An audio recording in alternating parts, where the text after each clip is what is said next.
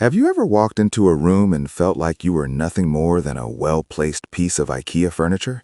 You're there, you're functional, but nobody is actually noticing the craftsmanship. Welcome to the invisible world of being disrespected. It's not always a slap in the face. Sometimes it's 1,000 tiny paper cuts to your ego. Psychology suggests that disrespect is rarely about a single event. It's a pattern of behavioral cues that signal your value in someone else's eyes is hovering somewhere between a stale bagel and a terms and conditions document that nobody reads. Today, we're going to peel back the layers of these social interactions. We aren't just looking for the obvious insults, we're looking for the subtle, psychological power plays that people use to keep you in your place. If you've ever felt that weird sting in your chest after a conversation but couldn't quite put your finger on why, this is for you. We're going to explore why people do this, and more importantly, how you can spot it before you lose your mind or your dignity. Let's start with the eternal interrupter. You know this person. You start a sentence about your weekend, and suddenly they're hijacking the narrative to talk about their cousin's cat's birthday party.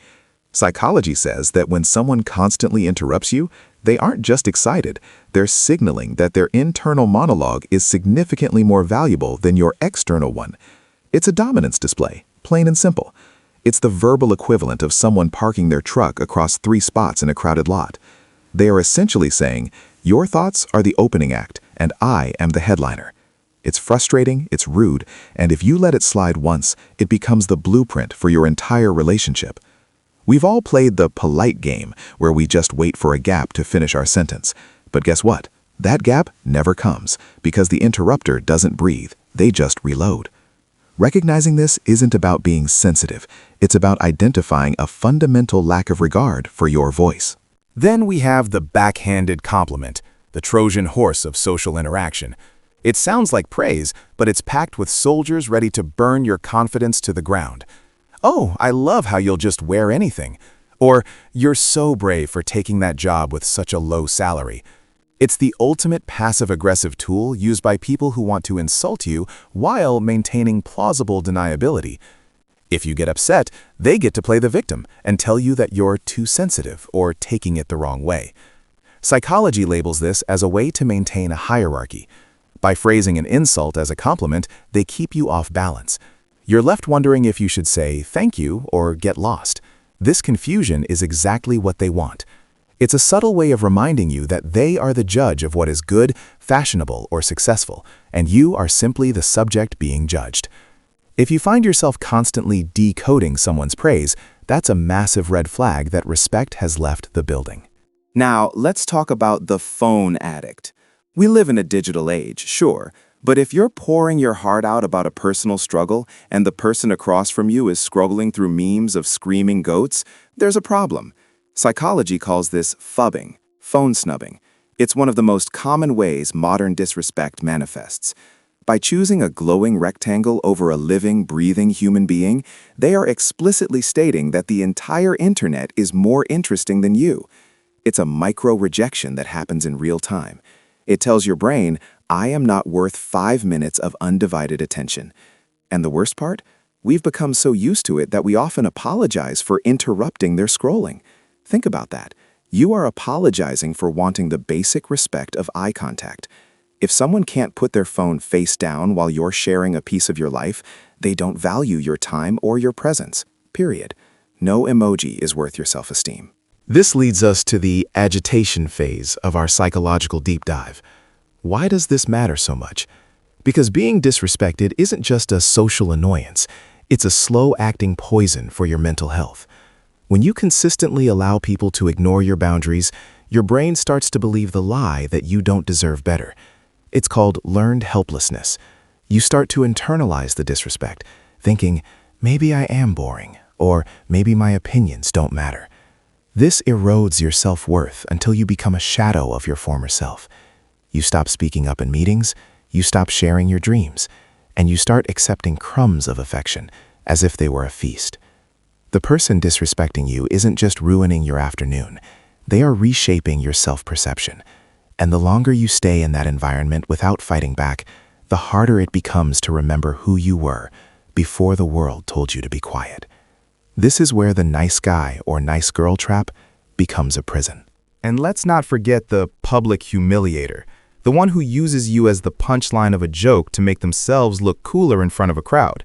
They'll bring up your most embarrassing moment or a secret you told them in confidence, all for a cheap laugh. When you confront them, they use the ultimate gaslighting phrase, "I was just joking, don't be so dramatic." This is a classic power move designed to lower your status while elevating theirs. It's a betrayal of trust wrapped in humor. Psychology says that humor is often used as a shield for aggression. By making you the target, they are testing the waters to see how much you'll tolerate. If the group laughs, they feel validated. If you stay silent, they feel empowered. It's a toxic cycle that feeds on your discomfort. If someone only feels funny when you're the victim of the joke, they aren't a comedian. They're a bully with a better vocabulary. Respectful people build you up in public, even if they tease you in private. So, how do we fix this? How do we flip the script? The solution begins with a psychological shift in how you view yourself. You have to stop being agreeable at the expense of your own soul. Psychology shows that people who set firm, clear boundaries are actually respected more, not less. It sounds counterintuitive, but think about it. We value things that are rare and have a high cost. If your time and energy are free and unlimited, people will treat them like junk mail. But when you start saying no, when you start saying, "Please don't interrupt me," or "I don't find that joke funny," you are setting a price tag on your presence. You are signaling to the world that your respect isn't a gift, it's a requirement. This doesn't mean you have to be a jerk. It means you have to be assertive. It's the quiet power of knowing your worth and refusing to negotiate it. You are the CEO of your own life. Stop asking for permission to run your own meetings. One of the most powerful psychological tools you can use is the silent stare. When someone says something disrespectful or cuts you off, don't jump in with a defense. Just stop. Look them in the eyes for 3 seconds longer than is comfortable. Don't scowl, don't scream, just watch them.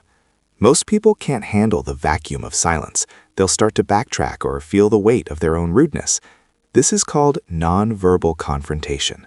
It forces the other person to reflect on what they just did. It's a move used by high-status individuals to regain control of a situation without lowering themselves to the other person's level. Another tip, call out the behavior, not the person. Instead of saying, "You're a jerk," say, "I noticed you interrupted me 3 times in the last minute. Is there a reason you don't want to hear my perspective?" This shifts the focus to their objective actions, making it much harder for them to gaslight you. You are shining a spotlight on the truth, and the truth is often very uncomfortable for a bully. Ultimately, if the disrespect continues after you've set your boundaries, psychology offers one final piece of advice: the walk away. We often stay in disrespectful relationships, whether they are romantic, platonic, or professional, because of the sunk cost fallacy. We think, well, I've known them for 10 years, or I need this job. But at what cost? Your peace of mind? Your sanity? Your future self will thank you for leaving the table where respect is no longer being served. You have to be willing to lose the person to keep yourself. It's a scary thought, but there is an incredible sense of freedom in realizing that you are not a hostage to anyone's bad behavior. When you walk away, you aren't losing. You are making room for people who will actually see you, hear you, and value you. You are clearing the clutter from your life to make space for the high-quality connections you actually deserve. Don't be afraid of the silence that follows a breakup or a resignation. That silence is the sound of your self-respect returning. So here's the bottom line. You teach people how to treat you by what you allow, what you stop, and what you reinforce. Psychology says that respect is a two-way street, but you're the one who has to lay the pavement on your side first. Don't wait for someone to realize they're being rude. They probably already know. They just don't think you'll do anything about it. Prove them wrong, not with anger, but with an unshakable sense of self. If you found this video helpful, maybe it's time to send it to that one friend who needs a wake-up call, or maybe just keep it as your own secret weapon. Remember, you are far too important to be treated as an afterthought. You are the protagonist of this story, so start acting like it. If you enjoyed this psychological deep dive and want to master the art of human behavior, make sure you stick around.